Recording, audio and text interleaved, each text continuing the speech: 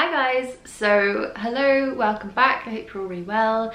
As you can see, I'm keeping it very casual this morning, but I really wanted to get a whole video out for you guys, basically on my running routine, all about running, because when I asked you what you wanted to see this month, so many of you wanted me to talk about running. So I'm going to go through kind of like my running journey. I've sort of updated you over the past year on how it's going, and there's a few different videos where I'm talking about it, but I'm gonna sort of lay everything out here, and also I have some tips. I've been thinking about this a lot and kind of writing down running tips as they come into my brain. So I've got some tips that I think are great for someone like me who is just a very standard beginner, and then also I'm gonna kind of segue this video into what I eat in a day. So I'm gonna take you around with me today, show you what I'm eating. It's just a very normal day. I'm at home, I'm not really going anywhere, so I think these are the best to sort of do a good, well-rounded what I eat in a day. So yes, that's what is coming up for you in today's video. So first of all then,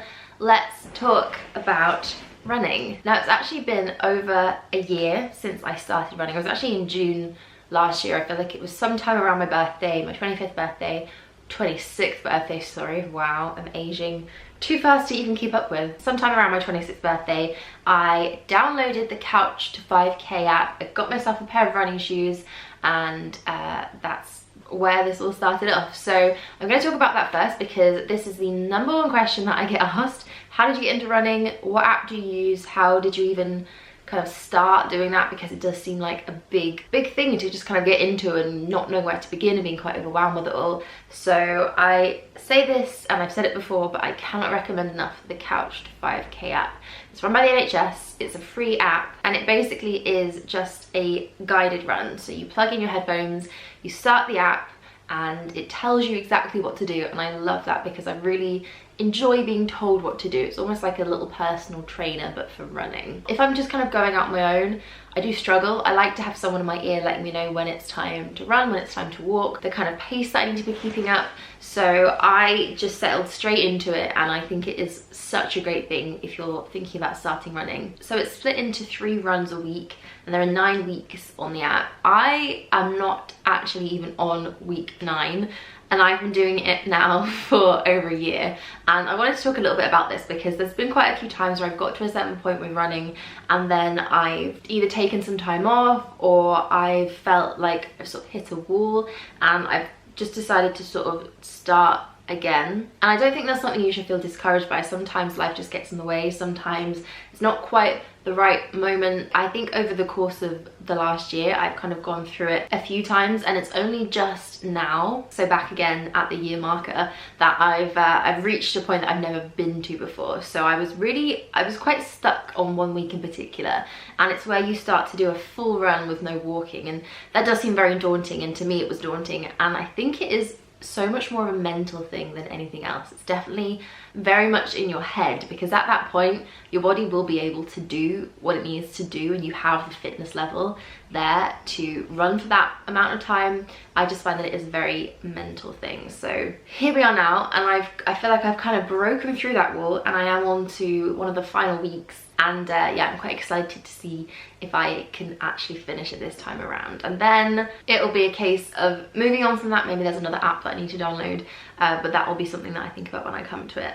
So to get onto my tips, because I've kind of covered a couple of them there. These go from very basic, very basic things that you wouldn't think about but are actually quite important, to things that I think are going to actually help out a lot when it comes to running. So my number one tip, my absolute number one thing, and this is something that I struggle with and I really had to think about when I was running, is to go slower than you think you need to. So almost to the point that you feel like you're going ridiculously slow and people could walk right on past you. I think it's better to go slowly, because then you'll be able to maintain that pace and keep going all the way through. So many times I've sped off at the beginning and thought, yeah, this is great, I can do this, and then 2 minutes in I'm out of breath and I can't, because I've done too much too soon. They do encourage you to just sort of start with a jog. So I think if you are out of breath and you're struggling, just slow down. Just slow down, do what you need to do to feel comfortable while you're running. You should never be completely out of breath and struggling. It's going to be hard, especially once you get towards the end of the runs, but it shouldn't be to the point that you're absolutely gasping for air and need to lie down immediately. So I always maintain that in my head while I'm running. If you're out of breath, you're going too fast, and I kind of repeat that over and over again. Another thing that I like to do to kind of keep myself motivated throughout the run and not spiral into the thought of, oh my god, this is just never gonna end, this is horrible, I need to stop right now, is to know the route that I'm taking. So I almost kind of plan in my head where I'm going to go. This is quite helpful if you run the same route quite often, because then I can kind of say to myself, well, in 2 minutes I'll be here, and then in 10 minutes I'll be here, and at this point I wanted to have gotten to the end of my run and finished about here.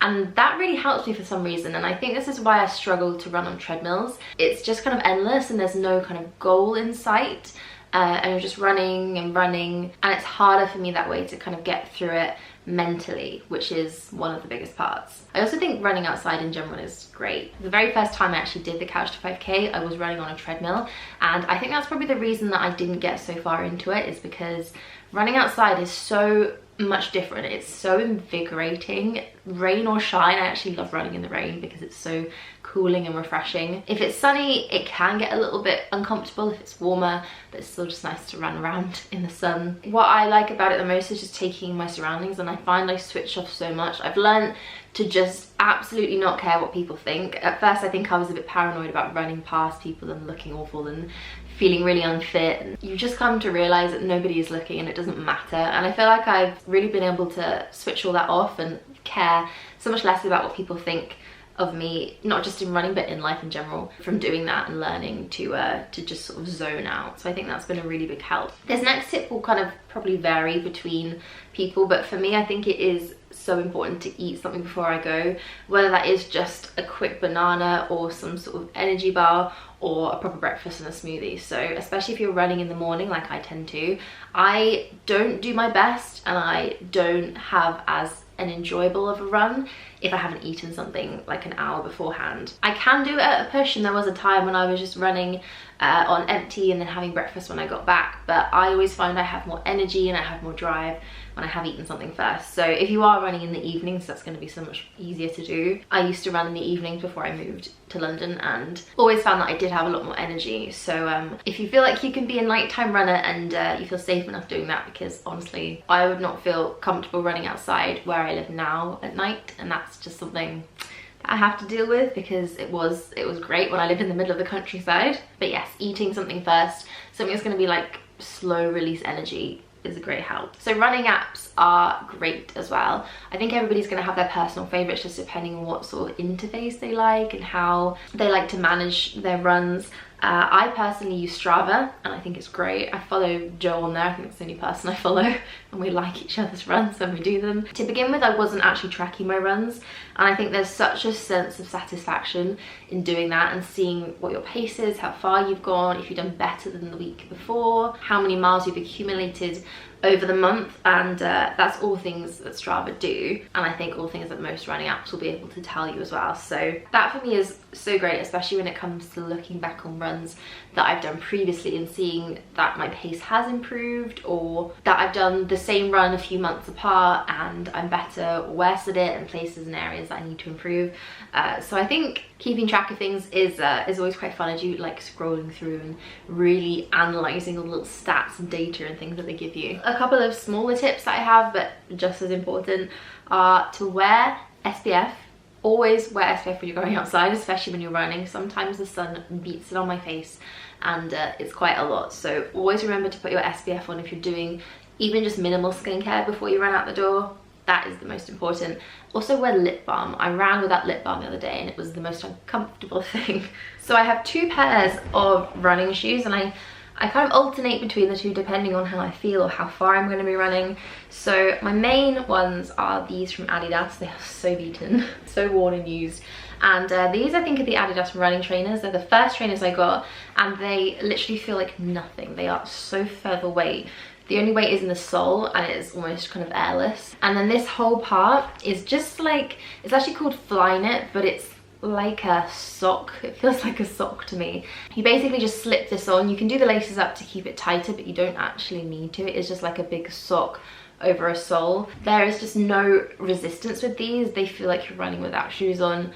So that is what I like. I like to feel like I haven't got anything heavy weighing me down. These ones are slightly newer to me, and I mainly use these to sort of workout in, so not necessarily run, but I have been doing shorter sprints and shorter runs in them, and they're the Nike, I think they're the, oh yeah, it says on here, they're the Nike React trainers. Now these are super bouncy and I quite like them on days when I feel like I've done a lot and my legs are a bit sore and I just need that extra bit of cushioning. These are even lighter, which I don't understand because they have quite a thick sole, and they are the same. They have that like Flyknit sock feel to them. You just slip your feet in. These ones have a little bit more support, I'd say, around the ankle. They are quite solid here, which is a very different feeling to these ones. I feel quite comfortable and safe running in these, so that is another option. I also quite like that they're all black, they're quite cool. But I think finding the shoe for you is probably going to be the most important thing. I know that Joe likes to run with heavier shoes. He feels like it kind of gives him some forward motion, something like that. I'm not sure and I don't really understand, but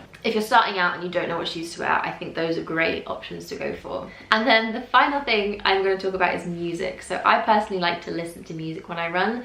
I know some people like to listen to podcasts, and I've tried it once, but for me, the sound of my own breathing puts me off so much. It's such a weird thing, but hearing myself breathe, I don't like it. So I like to really be completely immersed in what's in my ears. So I do listen to music, and I think picking the right kind of songs are quite important. Some are gonna motivate you no end and just make you want to keep running and running. I went through a phase of just exclusively listening to the Greatest Showman soundtrack, and that is such a great album to run to. I cannot recommend it enough. It will have you absolutely pounding the pavement. Beyonce for me is obviously another one that just makes me want to run as fast as I can. It's very motivational. Sometimes I also like running to slow music, something a bit more chill. I find that I get a good, easy paced, long run if I listen to something quite slow.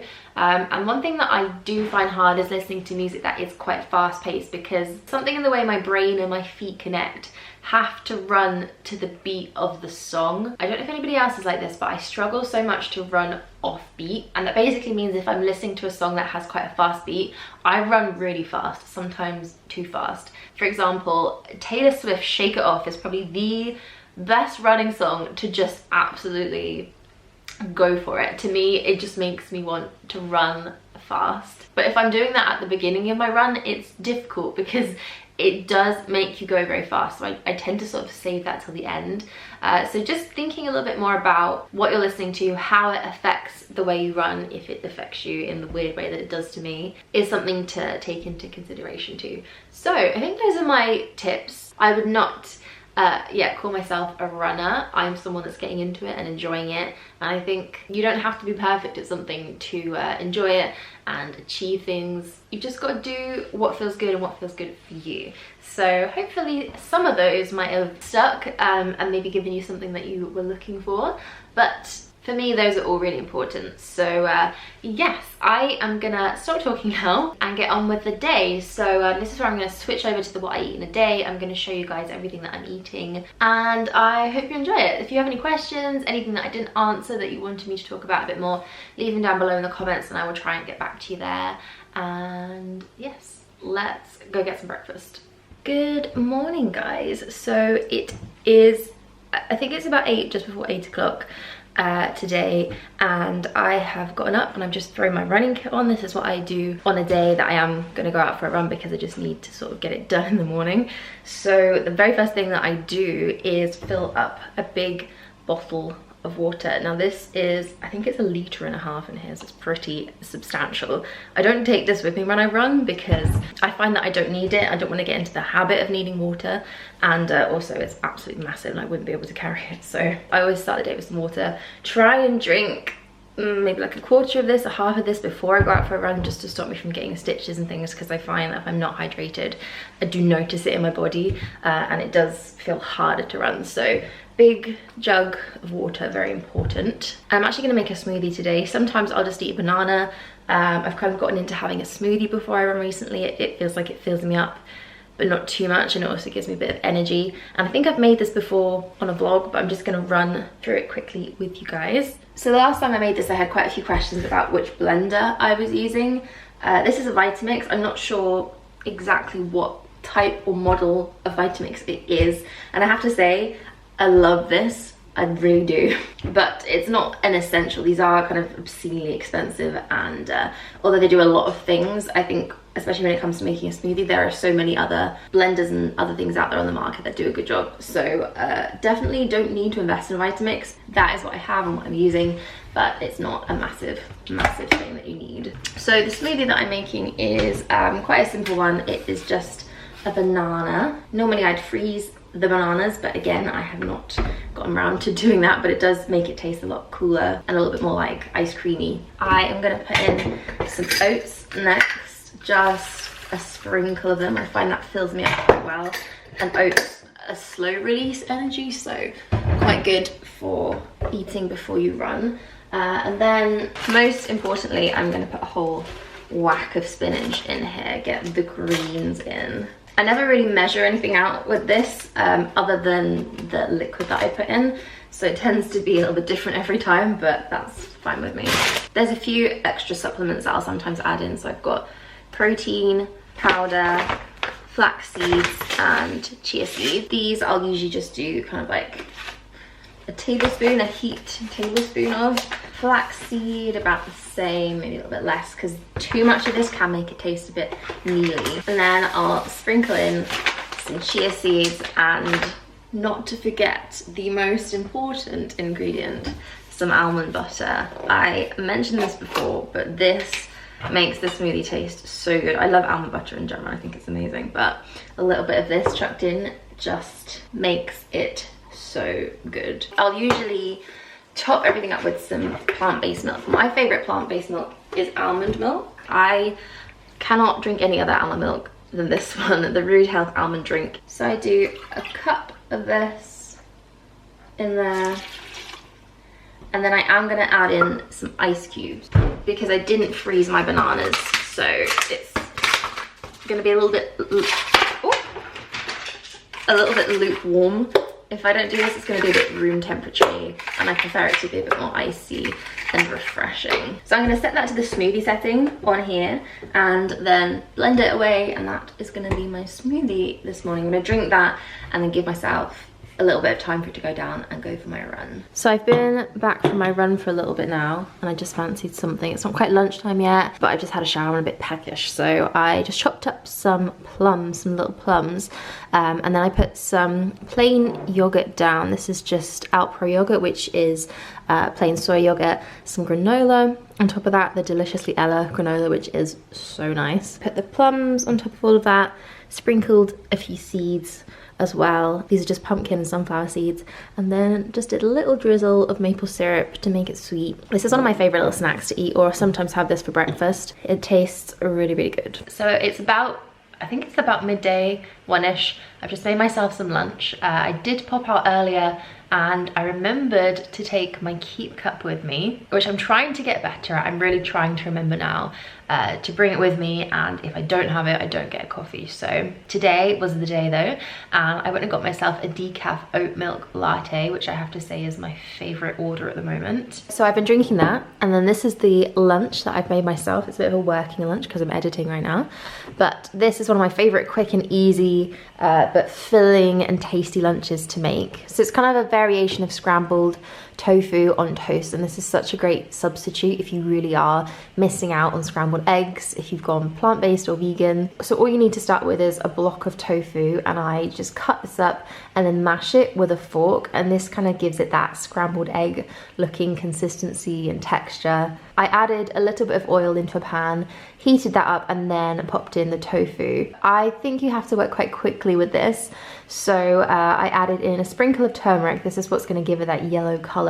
A little bit of smoked paprika, which is my favorite thing. I put it in everything. And then some mixed herbs, and I just sort of stirred that all together, fried it up just for a minute or so, and then put in the almond milk. And this is what's going to give it that really nice scrambled eggy texture. And then today I just chucked a whole heap of spinach on top. Sometimes I'll put in courgettes, sometimes I'll do tomatoes. You can put in anything you want really. And then while that all cooks and wilts down, it usually takes about 10 minutes or so, I popped some toast into the toaster. I'm having gluten-free bread at the moment, and this brand is so good. I really, really like all of their gluten-free stuff. And that's it. I buttered the toast just a little bit with some M&S sunflower spread, which I have to say is the best vegan butter I've tried so far. And then poured everything on top, and I just added a little bit of extra smoked paprika because I love that stuff.